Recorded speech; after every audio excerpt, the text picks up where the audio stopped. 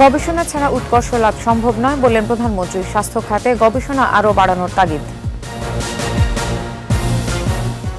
বাড়ছে রপ্তানি ও রেমিটেন্স, বিলাসী পণ্যের আমদানি নিয়ন্ত্রণে রাখার পরামর্শ অর্থনীতিবিদদের। সৌদি আরব সহ মধ্যপ্রাচ্যে পবিত্র রমজান মাস শুরু, ধর্মীয় ভাবগাম্ভীর্যে নানা প্রস্তুতি।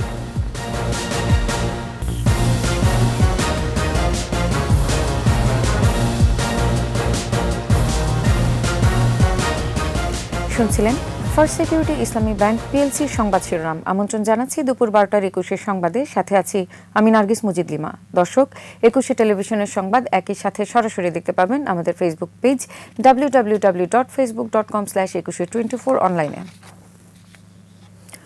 গবেষণা ছাড়া কোনো কিছুতেই উৎকর্ষ লাভ সম্ভব নয় বলে মন্তব্য করেছেন প্রধানমন্ত্রী শেখ হাসিনা। বঙ্গবন্ধু বিজ্ঞান ও প্রযুক্তি ফেলোশিপ এবং গবেষণা অনুদান প্রদান অনুষ্ঠানে এসব কথা বলেন তিনি। প্রধানমন্ত্রী বলেন, কয়েক বছর লাগাতার গবেষণার কারণে দেশ আজ খাদ্যে স্বয়ংসম্পূর্ণ। স্বাস্থ্য খাতে গবেষণা বাড়ানোরও তাগিদ দেন তিনি। বঙ্গবন্ধু স্যাটেলাইট 2 এর কাজ এগিয়ে চলেছে জানিয়ে প্রধানমন্ত্রী বলেন, পাবনাতেই দ্বিতীয় পারমাণবিক কেন্দ্র নির্মাণের পরিকল্পনা চলছে। এছাড়া অনূর্ধ্ব 16 নারী ফুটবল দলকে পুরস্কার দেওয়ারও ঘোষণা দেন প্রধানমন্ত্রী। বিজ্ঞানকে খুব গুরুত্ব দিতেন। সদ্য স্বাধীন দেশে বাংলাদেশ পরমাণু শক্তি কমিশন এবং বিজ্ঞান ও শিল্প গবেষণা পরিষদ BCSIR প্রতিষ্ঠা করে দিয়েছেন। এমনকি বঙ্গবন্ধু প্রতিষ্ঠিত পরমাণু শক্তি কমিশন মানুষের স্বাস্থ্য পরিচর্যায় অত্যাধুনিক নিউক্লিয়ার মেডিসিন প্রচলন করেছে এবং 22টি নিউক্লিয়ার মেডিসিন সেন্টার থেকে ক্যান্সার ও থাইরয়েড জনিত রোগ সহ বিভিন্ন জটিল রোগের আজকে চিকিৎসা হচ্ছে। বৈদেশিক মুদ্রা অর্জনের প্রধান 2 খাত থেকেই মিলছে সুখবর। বছরের দ্বিতীয় মাসে রপ্তানি বেড়েছে আর রেমিটেন্স এসেছে 8 মাসের মধ্যে সর্বোচ্চ। অর্থনীতিবিদরা বলছেন, রেমিটেন্স ও রপ্তানি বৃদ্ধি অর্থনীতির জন্য জরুরি, তবে বিলাসী পণ্যের আমদানি নিয়ন্ত্রণেই রাখতে হবে।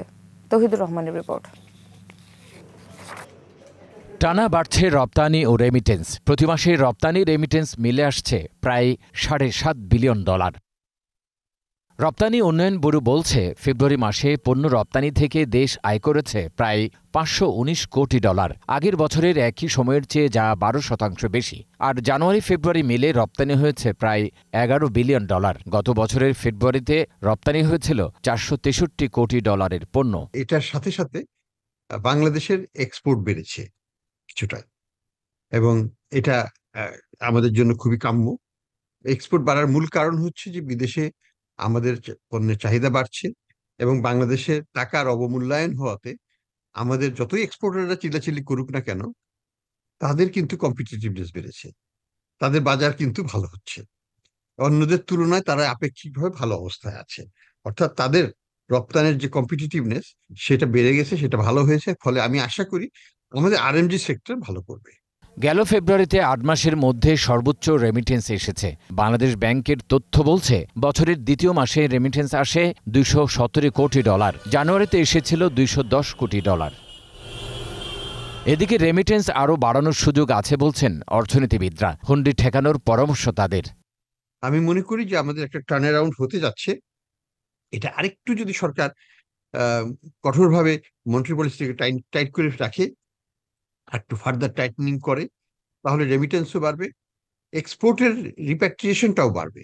রেমিটেন্স ও রপ্তানি আয়ে ইতিবাচক ধারা অব্যাহত থাকলে রিজার্ভের উপর চাপ কমবে। তবে বিলাসী পণ্যের আমদানি নিয়ন্ত্রণে আরও কঠোর হওয়ার কথা বলছেন বিশ্লেষকরা। তৌহিদুর রহমান, 21 টেলিভিশন, ঢাকা। গাজীপুরে শিল্প বর্জ্যে কমছে নদী ও মুক্ত জলাশয়ে মাছের উৎপাদন। জেলার প্রায় 2000 হেক্টর মুক্ত জলাশয় থেকে 10 বছরে মাছের উৎপাদন কমেছে প্রায় 2000 টন। গাজীপুর প্রতিনিধি অপূর্ব রায়ের তথ্যচিত্রে 2 পর্ব প্রতিবেদনের আজ শেষ পর্ব, জানাচ্ছেন খুরশিদ আলম মুকুল। এক সময়কার বিলঝিল ও নদ নদীতে পরিপূর্ণ এবং ঘন জঙ্গলে ঘেরা গাজীপুর ছিল জলজ ও স্থলজ জীববৈচিত্র্যে সমৃদ্ধ। ছোট বড় মিলিয়ে গাজীপুরে নদ নদী রয়েছে 19টি। তবে দখল দূষণে সরু খালে পরিণত হয়েছে অনেকগুলো। কলকারখানার বিষাক্ত বর্জ্যে বিপন্ন সবগুলোর পানি। এতে আশঙ্কাজনকভাবে কমেছে মাছের উৎপাদন।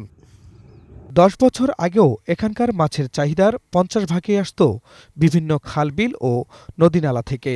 স্থানীয় চাহিদা মিটিয়ে এখানকার মাছ যেত আশপাশের জেলাতেও।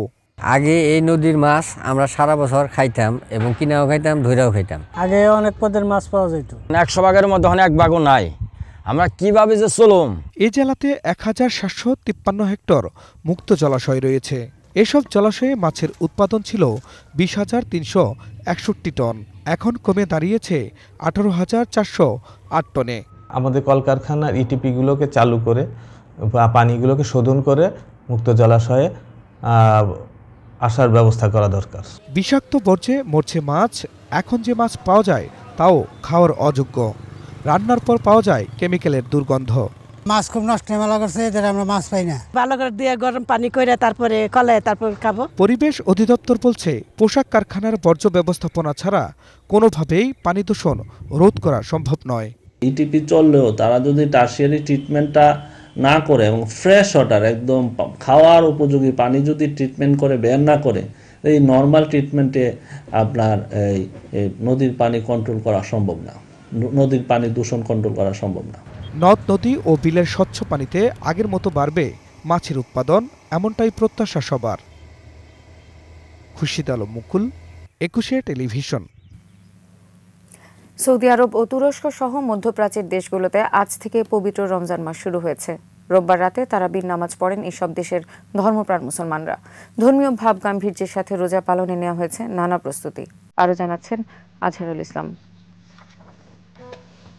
চাঁদ দেখার ওপর নির্ভর করে ইসলামী মাসগুলো সাধারণত 29 বা 30 দিনে হয়। রোববার সন্ধ্যায় চাঁদ দেখা যাওয়ায় সৌদি আরব সহ মধ্যপ্রাচ্যের দেশগুলোয় হিজরি ক্যালেন্ডারের আগের মাস শাবান 29 দিনে শেষ হয়েছে।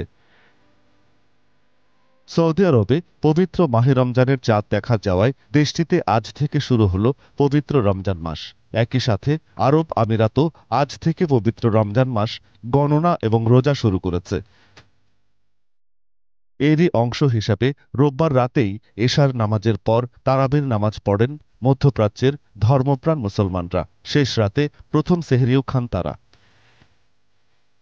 তুরস্কে ঐতিহ্যবাহী পোশাক পরে দাভুল নামের বড় আকারের ঢোল পিটিয়ে মানুষজনকে সাহরিতে জাগিয়ে তোলা হয়। দুই দিকেই বাজানো যায় এমন ঢোল নিয়ে শহর জুড়ে ঘুরে ঘুরে সেহরির জন্য ডাকা হয়।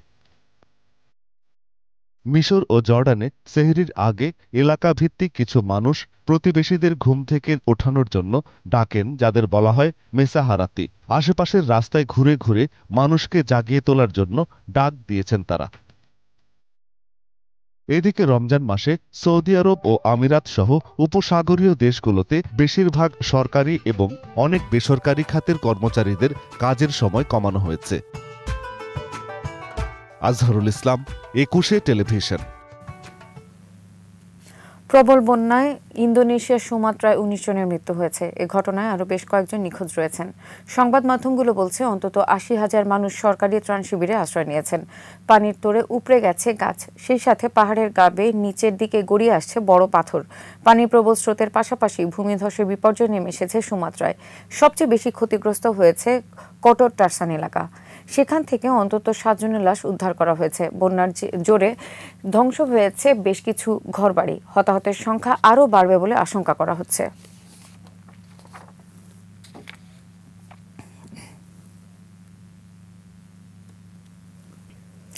শেষ করছি দুপুর 12টার 21 সংবাদ। যাবার আগে ফার্স্ট সিকিউরিটি ইসলামী ব্যাংক পিএলসি সংবাদ শিরোনামগুলো জানিয়ে দেব আরও একবার।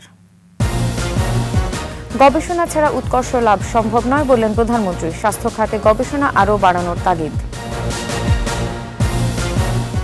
বাড়ছে রপ্তানি ও রেমিটেন্স, বিলাসী পণ্যের আমদানি নিয়ন্ত্রণে রাখার পরামর্শ অর্থনীতিবিদদের। সৌদি আরব সহ মধ্যপ্রাচ্যে পবিত্র রমজান মাস শুরু, ধর্মীয় ভাব গাম্ভীর্যে নানা প্রস্তুতি।